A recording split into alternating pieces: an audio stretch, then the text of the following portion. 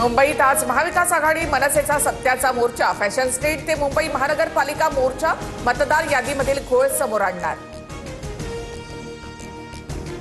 सत्याचा मोर्चासाठी राज ठाकरेंचा दादर ते चर्चगेट रेल्वेतून प्रवास। राज ठाकरे चर्चगेटमधील वेस्ट एंड हॉटेलमध्ये थोड्याच वेळामध्ये उद्धव ठाकरे आणि शरद पवार चर्चगेटकडे रवाना होणार।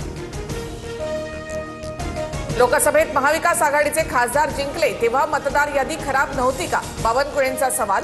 दोन्ही भाऊ एकत्र आले तरी आम्हाला फरक पडत नाही, बावनकुळेंचं विधान।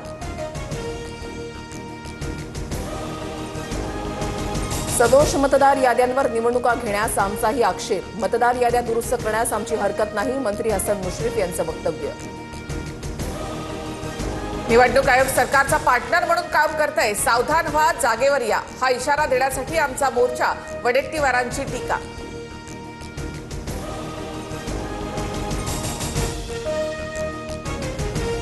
महाविकास आघाडी टिकणार नाही, राज ठाकरेंची एंट्री झाल्यानं आता मवियामध्ये फूट पडण्याची संधी। संजय शिरसाट यांची प्रतिक्रिया।